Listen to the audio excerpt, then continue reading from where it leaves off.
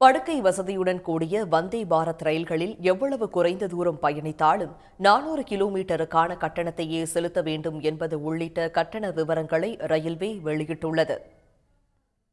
இந்தியாவில் தற்போது அமர்ந்து பயணிக்கக்கூடிய வந்தே பாரத் ரயில்களே இயக்கப்பட்டு வருகின்றன.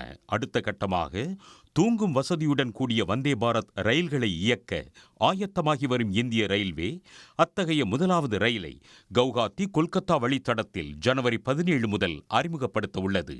முதல் வகுப்பு, 2ஆம் வகுப்பு மற்றும் 3ஆம் வகுப்பு என அனைத்து வகுப்புகளும் ஏசி வசதியுடன் மட்டுமே இருக்கும்.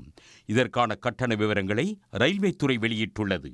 பயணிகள் குறைந்தபட்சம் 400 கிலோமீட்டருக்கான கட்டணத்தை செலுத்தியாக வேண்டும். 400 கிலோமீட்டர் வரை முதல் வகுப்பு ஏசி பெட்டிக்கு 1520 ரூபாய் கட்டணம், 2ஆம் வகுப்புக்கு 1240 ரூபாய், 3ஆம் வகுப்பு ஏசி பெட்டிக்கு 960 ரூபாயாகவும் கட்டணம் நிர்ணயிக்கப்பட்டுள்ளது. 400 கிலோமீட்டருக்கு மேற்பட்ட பயணத்துக்கு ஒவ்வொரு கிலோமீட்டருக்கும் முதல் வகுப்புக்கு ₹1.20 செலுத்த வேண்டும். 2ஆம் வகுப்புக்கு ₹3.10, 3ஆம் வகுப்புக்கு ₹2.40 வசூலிக்கப்படும். இது தவிர ஜிஎஸ்டியும் உண்டு. இந்த ரயில்களில் மின்னணு முறையில் மட்டுமே கட்டணம் ஏற்றுக்கொள்ளப்படும் என்றும் அப்போதுதான் டிக்கெட் ரத்து செய்யப்பட்ட 34 மணி நேரத்தில் ரீஃபண்ட் வழங்க முடியும் எனவும் தெரிவிக்கப்பட்டுள்ளது.